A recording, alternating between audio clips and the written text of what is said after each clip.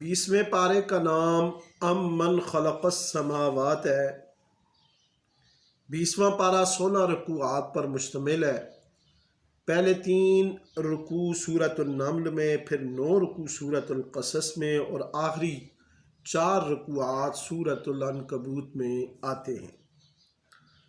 अल्लाह रब्बुल इज़्ज़त ने पहले रकू में अपनी तौहीद, अपनी रबूबियत पर अजीम शान दलाइल कायम फरमाया अम्मन खलक़ अस्समावाति वल अर्दा व अंज़ल लकुम मिनस समाइ माआ। कौन है जिसने आसमानों ज़मीन को पैदा किया और फिर बारिश बरसाई, फिर पुररौनक सरसब्ज़ व शादाब बाग और बगीचे पैदा किए। वो कौन है? किसने पैदा किए हैं? क्या तुम ऐसे दरख्त और ऐसा जहान बना सकते हो? क्या अल्लाह के साथ कोई दूसरा माबूद हो सकता है? इसके बावजूद ये लोग अल्लाह को छोड़कर दूसरे माबूदों के पीछे भटकते फिर रहे हैं।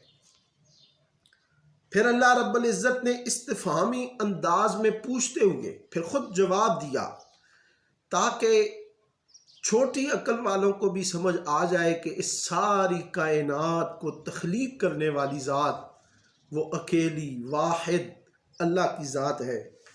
अल्लाह ने फरमाया, किसने ज़मीन को हचकोले खाने से रोककर जानदारों के लिए इसको करार गाह बनाया? किसने इसमें नहरें और पहाड़ बनाए और 2 दरियाओं को आपस में मखलूत होने से बचाने के लिए दरमियान में हद्दे फासल बनाई? फिर अल्लाह ने फरमाया, जब तुम परेशान हाल होते हो, अम्मन युजीबुल मुत्तर्रा इज़ा दआहु व यक्शिफुस सूआ, परेशान हाल जब पुकारता है तो उसकी तकलीफ दूर करने और तुम्हें ज़मीन पर अख्तियारात सौंपने वाला कौन है? वही अल्लाह है जो हमारी तकलीफ़ को सुनता है, दूर करता है, और हर चीज़ का खालिक और मालिक अल्लाह की ज़ात है। दूसरे रकू में अल्लाह रब्बुल इज़्ज़त ने फरमाया कि बेशक आप मुर्दों को नहीं सुनाते और ना ही बैरों को अपनी पुकार सुनाते हैं जब वो पीठ फेर कर जा रहे हो। मज़ीद फरमाया, आप तो सिर्फ उन लोगों को सुनाते हैं जो हमारी आयात पर ईमान लाते हैं। याद रखें, मुर्दों का कब्रों में सुनना हदीस मुतवातरा से साबित है। इन आयात का एक माना यह है कि कुछ लोग वो होते हैं कि दाना और बीना होते हुए भी कबूल हक की इस्तेदा से मारूम हो जाते हैं, और रसूलुल्लाह सल्लल्लाहु अलैहि वसल्लम ऐसे ही लोगों को दावत हक देते रहते थे। फिर अल्लाह रब्बुल इज़्ज़त ने दाब्बतुल अर्द, ज़मीन का एक जानवर जो कुर्ब क़यामत ज़ाहिर होगा, जो लोगों से कलाम करेगा, उसका ज़िक्र फरमाया। और फिर आखिरी रुकू जो कि सूरतुन नम्ल का आखिरी रुकू और 20वें पारे का तीसरा रकू है, इसमें अल्लाह रब्बुल इज़्ज़त ने रोज़ क़यामत के अहवाल का ज़िक्र किया है कि जब सूर फूंका जाएगा और उसके नतीजे में पैदा होने वाली घबराहट होगी, और नेकोकारों का क़यामत के दिन घबराहट से मामून और महफूज होने का ज़िक्र है। और फिर अल्लाह रब्बुल इज़्ज़त ने फरमाया कि याद रखो, तुम्हारा रब तुम्हारे आमाल से गाफिल नहीं है। इसके बाद सूरतुल क़सस है। सूरतुल क़सस 9 रुकूआत 88 आयात पर मुश्तमिल मक्की सूरत है, और तरतीब मुसहफ़, तरतीब क़ुरआन के एतबार से सूरतुल क़सस का नंबर 28वां है। इस सूरत में 3 नामवर शख्सियात का क़सस है, वाक़या है, जिनमें सच्चाई اور حق کی علامت حضرت موسیٰ علیہ السلام کا ذکر اور برائی اور باطل کی ترجمان قوتیں فرعون، حامان اور قارون کا ذکر ہے۔ اسی مناسبت سے اس سورت کا نام سورۃ القصص رکھا گیا ہے۔ باطل ہمیشہ یہ گناہونی اور گھٹیا حرکت کرتا ہے کہ وہ لوگوں کو سب سے پہلے فرقوں میں تقسیم کرتا ہے۔ جب وہ فرقوں میں، دھڑوں میں ان کو تقسیم کر لیتا ہے تو پھر ان پر اپنے ظلم و ستم کی مشق کو دہراتا ہے۔ اور فرعون کا بھی یہی حال تھا کہ اس نے پہلے بنی اسرائیل کے اندر فرقے قائم کیے، پھر ان کے اوپر اس نے ظلم و ستم شروع کیا اور ان کے بچوں کو قتل کر دیتا اور ان کی عورتوں پر وہ زندہ رہنے دیتا اور ان سے محنت اور مشقت کے کام کرواتا۔ اللہ تعالیٰ نے بنی اسرائیل پر احسان کیا۔ حضرت موسیٰ علیہ السلام کی صورت میں اللہ رب العزت نے بنی اسرائیل میں حضرت موسیٰ کو پیدا کیا، اور حضرت موسیٰ علیہ السلام فرعون ہی کے گھر میں آپ نے پرورش پائی۔ اور پھر حضرت موسیٰ علیہ السلام جب جوان ہوئے تو اللہ نے آپ کو علم و حکمت عطا فرمائی۔ پھر موسیٰ علیہ السلام ایک مرتبہ گزر رہے تھے کہ ایک قبطی اور بنی اسرائیل کے نوجوان آپس میں لڑ رہے تھے۔ اس بنی اسرائیل جو حضرت موسیٰ علیہ السلام کی قوم میں سے تھا، اس نے مدد کے لیے پکارا۔ حضرت موسیٰ علیہ السلام نے قبطی کو ایک مکہ مارا تو وہ مکہ لگتے ہی مر گیا، حالانکہ موسیٰ علیہ السلام کا اسے قتل کرنے کا ارادہ نہیں تھا۔ پھر حضرت موسیٰ علیہ السلام مصر سے مدین چلے گئے، وہاں ہجرت کی، اور حضرت موسیٰ علیہ السلام حضرت شعیب علیہ السلام کے پاس رہے تقریباً 10 برس۔ حضرت شعیب علیہ السلام نے پھر اپنی بیٹی کے ساتھ ان کی شادی کر دی۔ پھر موسیٰ علیہ السلام 10 سال کے بعد وطن واپس ہوئے، کوہ طور پر پہنچے تو دور سے آگ جلتی ہوئی دیکھی۔ اپنی اہلیہ کو کہنے لگے یہاں پہ ٹھہرو، میں آگ لے آؤں تاکہ ہم تاپ سکیں۔ وہ اس درخت کے پاس پہنچے تو اللہ کی طرف سے آواز آئی، آئیں یا موسیٰ انی انا اللہ رب العالمین، اے موسیٰ میں اللہ ہوں جو سارے جہانوں کا پالنے والا ہے۔ وہاں حضرت موسیٰ کلیم اللہ کو نبوت سے سرفراز فرمایا گیا، اور 2 معجزے، ید بیضا ہاتھ کو چمکانا اور عصا، یہ 2 معجزے بھی اللہ نے عطا فرمائے۔ اسی رکوع میں 7ویں رکوع میں ہی ہے کہ فرعون نے اپنے وزیر حامان سے کہا، اے حامان تو میرے لیے ایک بلند و بالا عمارت، مینار تعمیر کا، جس پر کھڑے ہو کر میں دیکھ سکوں کہ موسیٰ کا رب کہاں رہتا ہے۔ آخر کار اللہ تعالیٰ نے فرعون اور اس کی فوج کو پانی میں ڈبو کر غرق کر دیا۔ اور اس میں یہ آنے والی نسلوں کے لیے نصیحت ہے، حق اگرچہ اقلیت میں ہو، افرادی قوت مال کمزور ہو، لیکن اللہ کی مدد ہمیشہ حق کے ساتھ ہوتی ہے، اور باطل اگر اکثریت پر ہو، افرادی قوت زیادہ ہو، لیکن ہمیشہ وہ ذلت آمیز شکست سے دوچار ہوتا ہے۔ 8ویں رکوع میں اللہ رب العزت نے فرمایا، اے حبیب ان سے کہیے اگر ان کے پاس قرآن سے زیادہ ہدایت دینے والی کوئی کتاب موجود ہے تو لے آئیں۔ حقیقت یہ ہے کہ لوگ خواہشات کے پیروکار ہیں، اور جو کوئی ہدایت خدا مندی کو چھوڑ کر اپنی خواہشات کے پیچھے لگ جائے، اس سے بڑا گمراہ کوئی نہیں ہو سکتا۔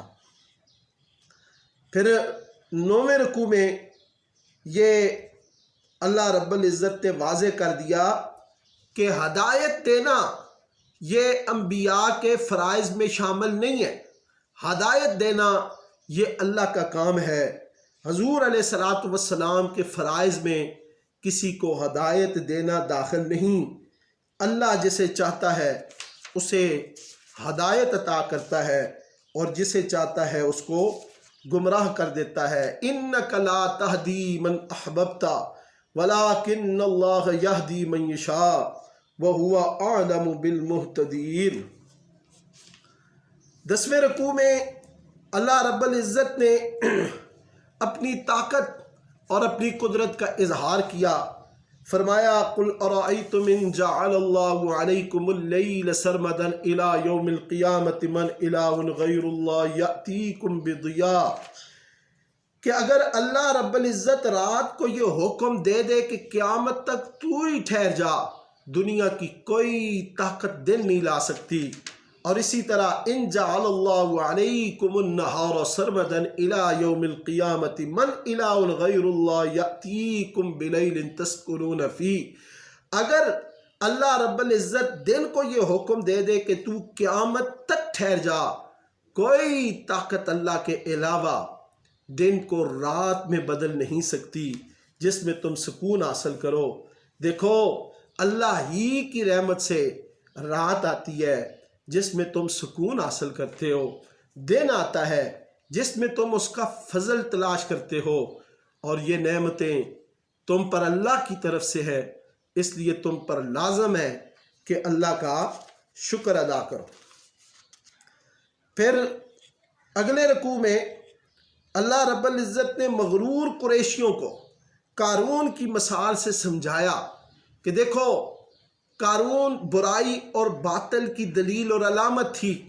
جب حق حضرت موسیٰ علیہ السلام کے سامنے وہ آیا، اس کے پاس مال تھا، خزانے تھے، لیکن اللہ کے مقابلے میں قارون کو شکست ہوئی، اور حضرت موسیٰ علیہ السلام فتح و نصرت کے ساتھ اس دنیا پر قیامت تک ان کا نام روشن رہے گا۔ قارون موسیٰ علیہ السلام کا ایک رشتہ دار تھا، اسے اللہ کی طرف سے یہ بڑا مال اور ترقی ملی، اور اس کے خزانوں کی چابیاں ایک بڑی جماعت اٹھاتی تھی۔ حضرت موسیٰ علیہ السلام نے اسے کہا کہ تکبر نہ کر، یہ اچھی صفات نہیں ہے۔ اللہ رب العزت تکبر کرنے والوں، شیخی مارنے والوں کو پسند نہیں کرتا۔ چنانچہ اس نے مال و دولت کی فراوانی سے اللہ کے مقابلے میں اپنا ہی ایک جہان آباد کر رکھا تھا، اور حضرت موسیٰ علیہ السلام کے ساتھ اس کا رویہ اچھا نہیں تھا۔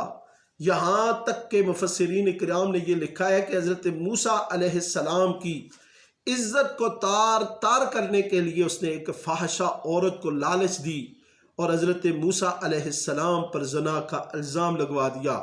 حضرت موسیٰ علیہ السلام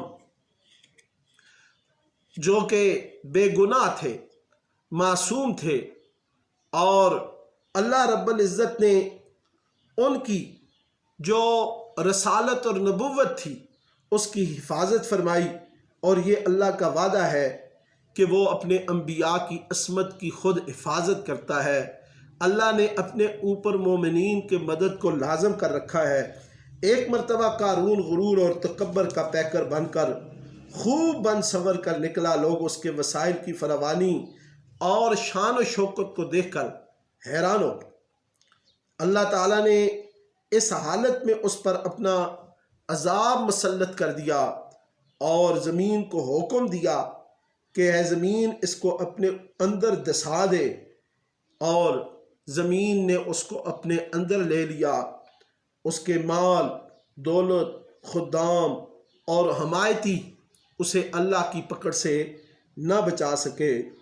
اور فَخَسَفْنَا بِهِ وَبِدَارِهِ الْأَرْضِ فَمَا كَانَ لَهُ مِنْ فِئَةٍ يَنْصُرُونَهُ مِنْ دُونِ اللَّهِ، اور وہی لوگ جو قارون کے مرتبے کی تمنا کرنے والے تھے، وَأَصْبَحَ الَّذِينَ تَمَنَّوْا مَكَانَهُ بِالْأَمْسِ، جب اللہ کا عذاب قارون پر دیکھا تو وہ کہنے لگے اگر اللہ کا احسان ہم پر نہ ہوتا تو ہم بھی زمین میں دھنس جاتے۔ 20ویں پارے کے 12ویں رکوع اور سورۃ القصص کے آخری رکوع میں اللہ رب العزت نے قارون کے واقعے کے اختتام پر اور اس رکوع کے شروع میں اللہ رب العزت نے فرمایا کہ قرآن ایک اہم نصیحت کرتا ہے، اے لوگو آخرت کا گھر ہم نے ان لوگوں کے لیے تیار کر رکھا ہے جو ملک میں بڑا بننے اور فساد کرنے کا ارادہ نہیں رکھتے، شوخی نہیں مارتے اور اپنے آپ کو بڑا بنانے کی کوشش نہیں کرتے۔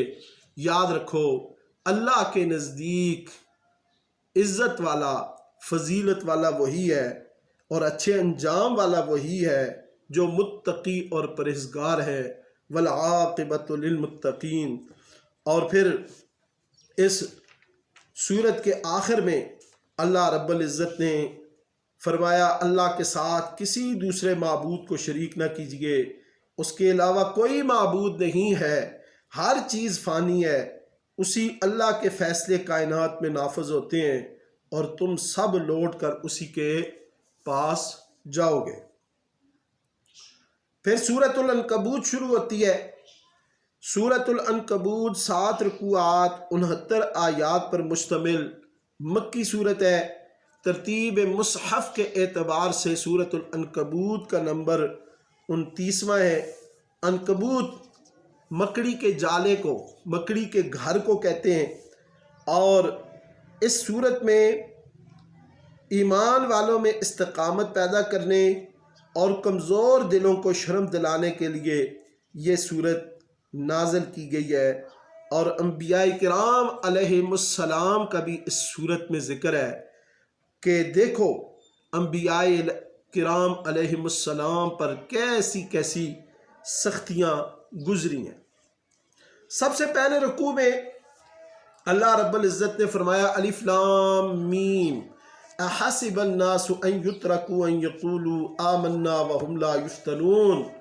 کیا لوگ یہ گمان کرتے ہیں کہ انہوں نے ایمان قبول کر لیا، اسلام قبول کر لیا تو بس؟